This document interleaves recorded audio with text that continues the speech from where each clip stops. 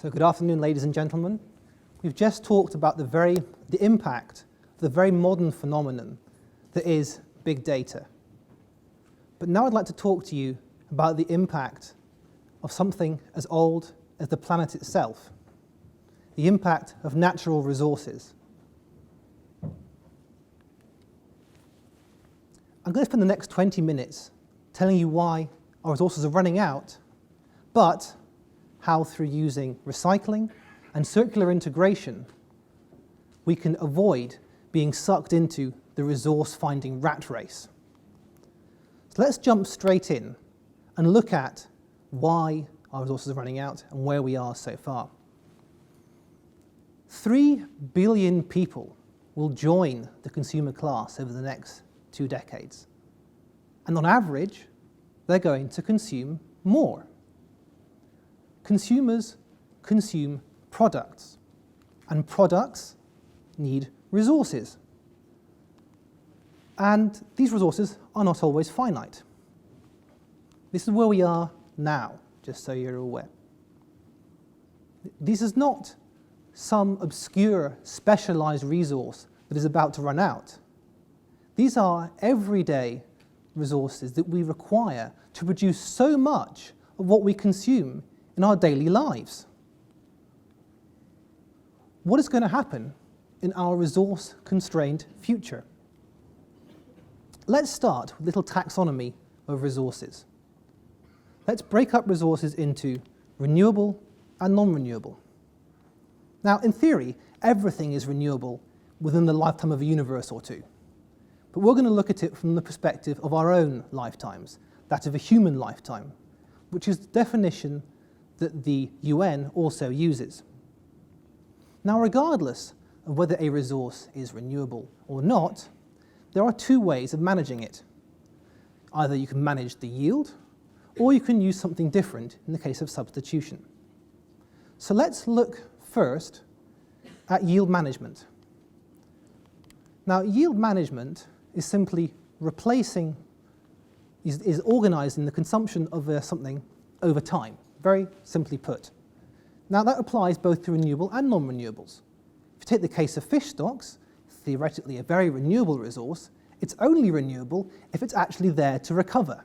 Once you've used it up, it's gone, it is depleted. And that is the same as non-renewables. If we jump back to our original slide and say, okay, let's look at substitution instead, then we see that substitution is just postponing the problem. Let's use another resource, okay? But we've already said that many resources are constrained. So this is only postponing the problem. Substitution is akin to jumping off a very tired horse onto one that's just slightly less tired. You just postpone the problem. It's just substitution, it's just yield management in disguise. Recycling is really the only true alternative, and especially in the case of some resources which cannot be substituted, such as water. So we've established that the only 2 options available are yield management or recycling. And how do we decide between them? There's the cost aspect, and there's regulation. And we're going to look at 3 examples today, one of which is about regulation, and 2 about pure financial sense. So let's jump straight into an existing example, and let's look at one that's done because of regulation. Plastic bottles, plastic drinks bottles, PET-Flaschen for the Germans amongst us, they have lived a fairly linear life up to now. Produced, consumed by the consumer, into the waste. And then the German government came along and said, hang on a second, you're going to recycle those, we're going to fine you. So the suppliers thought about this and went, well, yes, collecting those bottles individually is a pretty big task. So let's get together and form the Green Dot, where we can do this as a unit, as an industry. And so this organization is responsible for everything from collecting the bottles, getting them back to suppliers again. It's a very successful scheme, which is actually quite surprising when you think about your average plastic bottle, because it goes to everybody. Consumers are really dispersed. And one of the big challenges for recycling in general is getting the products back again. So what it did in this case is they incentivized consumers to bring the bottles back by putting a deposit on each bottle. What we have here effectively is a state-sanctioned monopoly for the greater good of the environment. Let's move on to some other examples, but let's first start with a little analysis of the problem of the existing circular things we've seen. In an existing cycle, you pass the resources on to the next person in the loop. I buy from this person, I pass on to the next person, and round they go. There is no guarantee that the resource will come back to you. Your competitor might outbid you as the resource comes around, and suddenly you're knocked out of the loop. That's not a circular economy, that's a spiral as far as you're concerned. Then you're back in to the race to find resources, which is what we set out to avoid in the first place. So how do we deal with this? Well, we have two options. Either we have a resource ownership clause, and we'll see an example of that next, or we do total circular integration, and we do the entire thing in-house to keep hold of resources.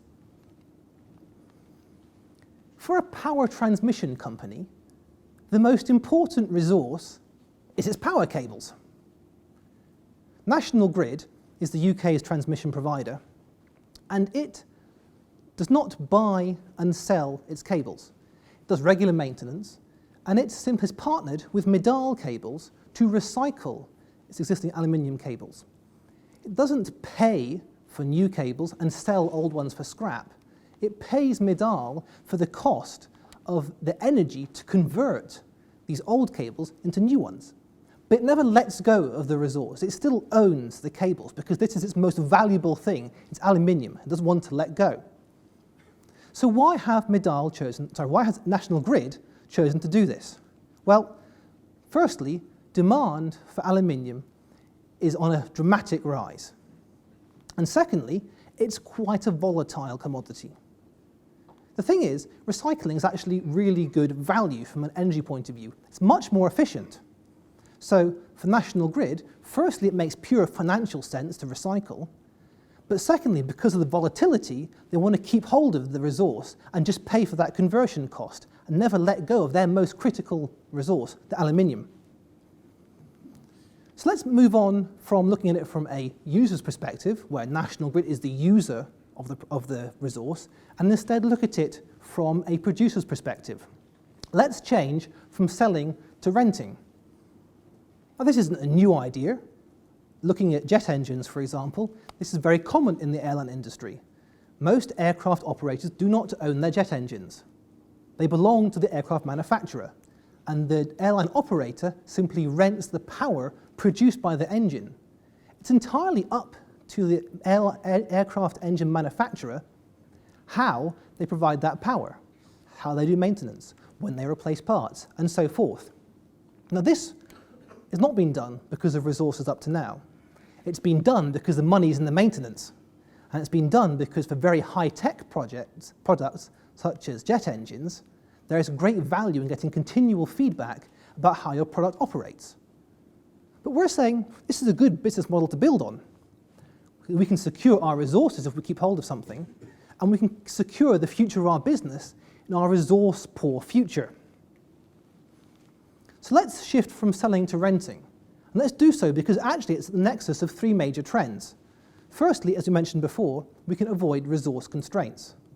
Secondly, we can reduce environmental damage, which fits in with consumers' desire to lead a greener consumption lifestyle. And thirdly, consumers don't want to own as much stuff. They want to consume it, but they don't want to own everything they consume. So now we're starting to interface with the sharing economy too. Jeans. They want to rent their jeans. It's quite a personal thing, you wear them close to your skin, but you can do this. And why? Because of resource volatility. Mud Jeans is a Dutch company, and in 2010, they changed their business model from selling jeans to renting them to customers. Why? Because the cotton price was very volatile. Now, thanks to the high volatility, they thought this is going to damage our supply chain. So what can we do about this? Let's change. come up with a new model where we keep hold of the cotton that's in our denim at all times. Like the plastic bottles, jeans up to now have had a fairly linear life through the consumer to the bin. But now, Mud Jeans are saying, you pay us €5 a month for a year, and at the end of the year, you can make a choice. I like the jeans, I'll pay 4 more months of fees, and I'll keep them forever. I'll just give them back and have another pair for a year, I'll just stay in the lease plan, or I'll step out of the lease plan. And what happens to your jeans? They get washed and given to the next person. Or they get remanufactured if they're just a little too distressed to get through the fashion police. So we've looked at some really specific examples. Let's now move on to a more general overview. I understand you're now all very familiar with Ralph's flowers, so we'll look at this from a perspective of the buy-to-own model first of all, which is very linear. And as with any linear chain, the damage starts at the beginning. And in the case of the linear economic model, the beginning is the resources.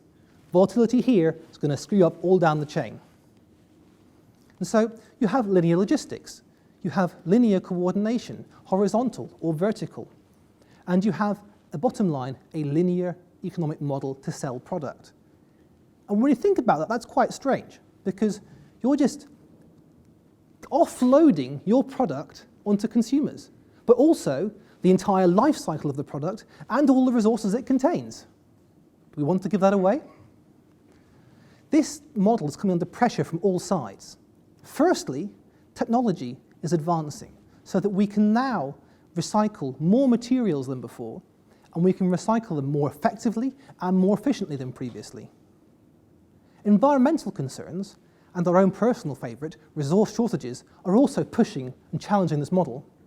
And finally, as we saw in the example of the German bottles, regulation and politics is acting on this model, where governments are saying to producers, you need to take more responsibility for the lifetime of your products. Never before has there been such a reason to change from selling to renting. This is getting more attractive and therefore more likely. So let's change our model. So firstly, this model enables and in fact requires greater customer engagement because you have to keep track and hold of your product. Secondly, your logistics are no longer linear. It's now a loop. You have to get things back again, and you have to coordinate in a circular fashion. You may even need a state-sanctioned monopoly, like in the case of the German bottles. This is all so you can rent your products rather than sell them, which is a complete change in business model. And this comes with many challenges. Firstly, you have to rent something identifiable. Mud Jeans rents jeans, not cotton. Secondly, as you mentioned in the German bottle example, there is the challenge of recovery. You have to have some way of gathering things back again. In the case of the bottles, we incentivized consumers to bring them back to reduce our recovery costs. Thirdly, this is asset heavy. Previously, we have a cash cycle of buy material, sell product. Now we're keeping hold of the product and we're just renting it. We're gathering rent income, which is a different approach. The assets are on the books all the time. With any form of integration, circular, horizontal, vertical, or otherwise, there is the cost of establishing each link in the chain. And there's a danger that one of those links might be uncompetitive. Therefore, what's called quasi-circular integration might be attractive.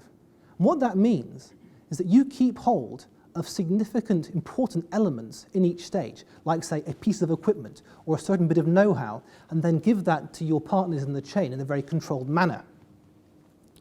Finally, in the German example of bottles, it was a state-sanctioned monopoly.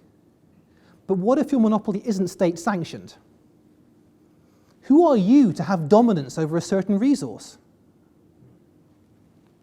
And if you have dominance over a certain resource, you have very little incentive to innovate.